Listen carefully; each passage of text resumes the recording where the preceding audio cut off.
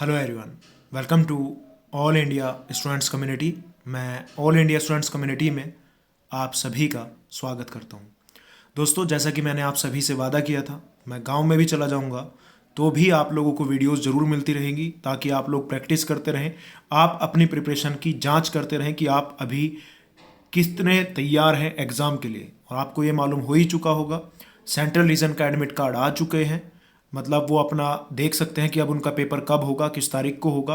अभी admit card आप date से सिर्फ 3 दिन पहले ही डाउनलोड कर पाएंगे। तो चलो आज इस टेस्ट को शुरू करते हैं। यहाँ पर मैंने जीके और जीएस के टोटल मिलाकर 25 क्वेश्चन रखे हैं। देखते हैं आप इन 25 क्वेश्चन में से कितने सही जवाब दे पाते हैं। आपको ये स्कोर नोट डाउन करना होगा और कमेंट करके बताना होगा आप लोगों ने कितने क्वेश्चन का सही जवाब दिया। पहला सवाल है, निम्नलिखित में से कौन सा कथन सही है। 4 ऑप्शन है, आपको छांटना है इनमें से चारों कौन सा सही है और वो कमेंट भी करना है। पहला, अधिकांश कामगार न्यूनतम स्वीकार्य मजदूरी से कम पर कार्य करेंगे। दूसरा, न्यूनतम स्वीकार्य मजदूरी किसी फर्म द्वारा किसी कामगार को दी जाने वाली अधिकतम राशि है। तीसरा, आर्थिक लगान बाजार मजदूरी और न्यूनतम स्वीकार्य मजदूरी के बीच का अंतर होता है।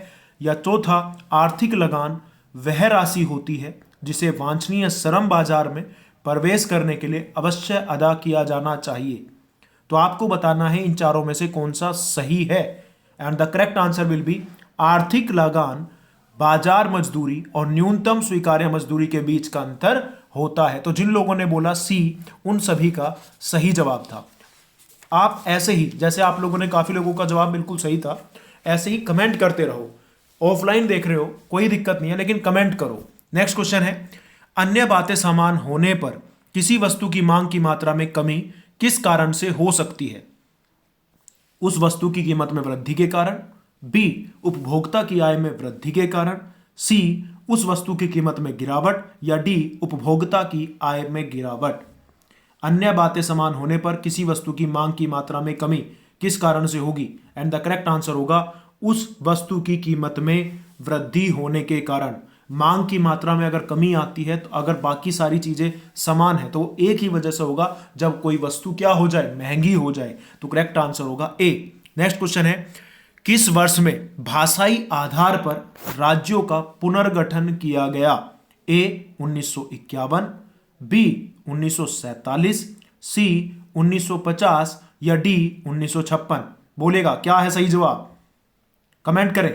And the correct answer will be, बिल्कुल, तो भाषाई आधार पर राज्यों का पुनर्गठन हुआ 1956 1956 में। क्वेश्चन नंबर 4, अखिल भारतीय सेवाओं के सर्जन की शक्ति किसे प्राप्त है। उच्चतम न्यायालय को, संसद को, मंत्री परिषद को या प्रधानमंत्री को। भारतीय सेवाओं के सर्जन की शक्ति प्राप्त है, and the correct answer will be, बिल्कुल, संसद इज द करेक्ट आंसर। तो करेक्ट आंसर होगा संसद। जिन लोगों का संसद है उनका सभी का सही जवाब है। नेक्स्ट क्वेश्चन, निम्नलिखित में से क्या राष्ट्रकूटों का सर्वाधिक चिरस्थायी योगदान है। राष्ट्रकूटों ने एक तरीके से सबसे ज्यादा योगदान किसमें रहा राष्ट्रकूटों का, यह सवाल है। कैलाश मंदिर, कन्नड़ काव्य के 3 कवि पंपा, पौन्ना और राणा तथा कैलाश मंदिर, जैनवाद का संरक्षण या विजय। करेक्ट आंसर बोलिएगा। Question number 5 and the correct answer होगा कन्नड़ काव्य के 3 कवि और कैलाश मंदिर, इन सभी में राष्ट्रकूटों का सर्वाधिक योगदान रहा है। क्वेश्चन नंबर 6, रवि कीर्ति जो एक जैन थे और जिन्होंने अहोल प्रशस्ति की रचना की थी, उनको किसका संरक्षण प्राप्त था। पुलकेशिन फर्स्ट का, हर्ष का, पुलकेशिन सेकंड या Kharavela. And the correct answer will B, I think आप लोगों को ये चीजें रटी हुई होंगी, आपके टिप्स पर होंगी। आपका एग्जाम बिल्कुल पास है और आज का टारगेट है आपकी इस वीडियो का कम से कम आप 17 प्लस स्कोर करें। 17, 25 में से 17 नंबर तो आपको लेकर आने ही चाहिए।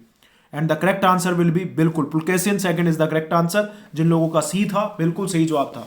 मेन काफ के लेखक कौन है। हिटलर, मुसोलिनी, बिस्मार्क या मैजीनी। सभी को पता होगा इसका जवाब, बिल्कुल सही जवाब, हिटलर करेक्ट आंसर है। दिल्ली सल्तनत का राज्यकाल कब समाप्त हुआ। 1498 ईस्वी में, 1526 ईस्वी में, 1565 ईस्वी या 1600 ईस्वी। दिल्ली सल्तनत का राज्यकाल, and the correct answer will be 1526 ईस्वी। नेक्स्ट क्वेश्चन, 2 अक्टूबर को महात्मा गांधी का जन्म दिवस अंतर्राष्ट्रीय अहिंसा दिवस के रूप में मनाने का निर्णय कहां पर लिया गया? ए, अंतर्राष्ट्रीय भारतीय विद्या सम्मेलन में, बी, सत्याग्रह शताब्दी सम्मेलन में, सी, कांग्रेस स्थापना दिवस समारोह में, या डी, उपरोक्त में से कोई नहीं। कहां पर लिया गया था यह निर्णय कि 2 अक्टूबर को हम सेलिब्रेट करेंगे अंतर्राष्ट्रीय अहिंसा दिवस के रूप में, और यह निर्णय लिया गया था सत्याग्रह शताब्दी सम्मेलन में। करेक्ट आंसर होगा बी। नेक्स्ट क्वेश्चन, भारतीय संघ में नए राज्य की स्वीकृति कौन देगा? राष्ट्रपति, उच्चतम न्यायालय, प्रधानमंत्री या संसद? And the correct answer will be, बिल्कुल सही जवाब है, संसद is the correct answer. Next question, Bharat किसका सबसे बड़ा उत्पादक और निर्यातक है? कपास का, तांबे का, चाय का या अभ्रक? जवाब दीजिएगा, करेक्ट आंसर क्या होगा, कमेंट करें। भारत किसका सबसे बड़ा उत्पादक और निर्यातक है? And the correct answer will B अभ्रक। क्वेश्चन नंबर 12, प्रचुर कैल्शियम वाली मृदा को आप क्या कहेंगे? पेडोकल, पेडल्फर, पोडजोल या लेटराइट? प्रचुर कैल्शियम वाली मृदा को आप क्या कहेंगे? And the correct answer will B pedocal. Next question, अफीम के पौधे किस भाग से हमें मोर्फिन प्राप्त होता है? अफीम का जो पौधा होता है और उससे हमें मिलता है मोर्फिन। तो जो मोर्फिन मिलता है वो हमें किससे प्राप्त होता है? पत्ते से, तने से, छाल से या फलावरण? मोर्फिन आप जानते होंगे एक तरीके से पेन किलर के यूज किया जाता है, गोली वगैरह लग जाता है तो उसके दर्द को कम करने के लिए मोर्फिन का इंजेक्शन ही दिया जाता है। And the correct answer will B फल आवरण, बिल्कुल सही जवाब है। क्वेश्चन नंबर 14, निम्नलिखित में से क्या मृदा संरक्षण की जैव पद्धति है? समोच्च कृषि, समोच्च वेदिकाकरण, अवनालिका नियंत्रण या basin listing? And the correct answer will B मृदा संरक्षण की जैव पद्धति। And the correct answer will B समोच्च कृषि। ग्लूकोज किसका एक प्रकार है?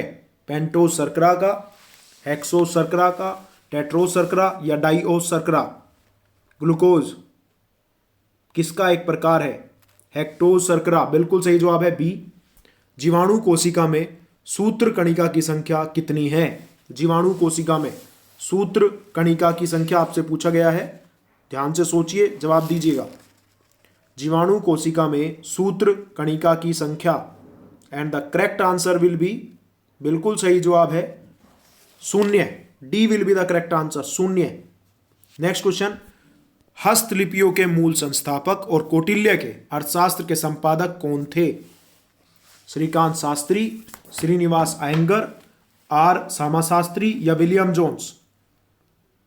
और इसका जो सही जवाब होगा वो होगा आर सामाशास्त्री। क्वेश्चन नंबर 18, निम्नलिखित में से क्या भारत का सबसे बड़ा जीवमंडल निचय है? नीलगिरी, नंदा देवी, सुंदरबन या मन्नार की खाड़ी? भारत का सबसे बड़ा जीवमंडल नीलगिरी, नंदा देवी, सुंदरबन या मन्नार की खाड़ी? And the correct answer will B, बहुत बढ़िया, मन्नार की खाड़ी। इसरो की मास्टर नियंत्रक सुविधा कहां पर है?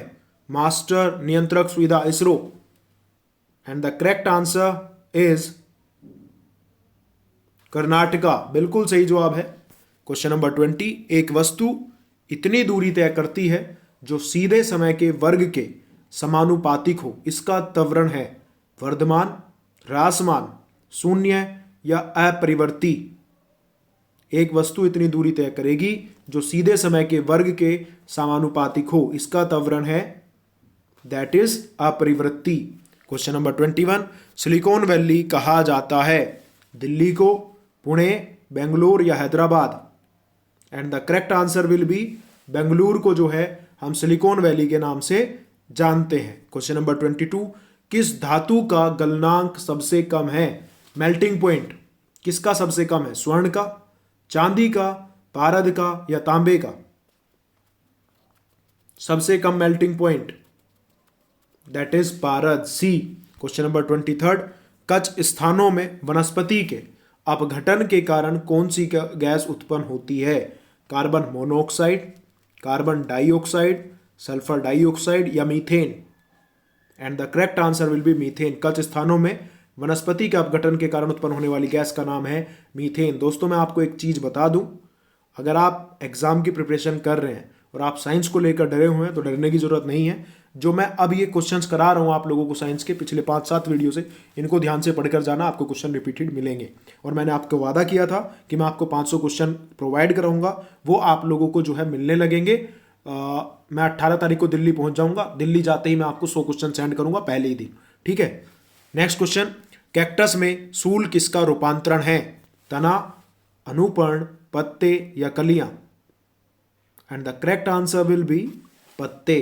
क्वेश्चन नंबर 25, ज्ञात सबसे छोटा प्रोकैरियोटिक जीव कौन सा है? सबसे छोटा प्रोकैरियोटिक जीव, and the correct answer will B mycoplasma. तो दोस्तों ये थे 25 क्वेश्चन। मुझे पूरी उम्मीद रहेगी आप लोगों को ये वीडियो पसंद आया होगा। अगर आप लोगों को ये वीडियो पसंद आए तो लाइक करें, आपका स्कोर क्या रहा कमेंट करके बताएं, और once again happy Diwali in advance. और बस यही दुआ है और आप लोगों को आशीर्वाद भी कि इस बार आप सभी का सिलेक्शन हो, आप अच्छे से, आप जो ज़िंदगी में चाहते हैं वो सब आपको मिले। पढ़ते रहिए, मेहनत करिए, खुश रहिए, और अभी भी इतना समय है कि आप बहुत कुछ कर सकते हैं। Thank you. जय हिंद, जय Bharat, take care, love you all, bye bye. ध्यान रखिए, खुश रहिए।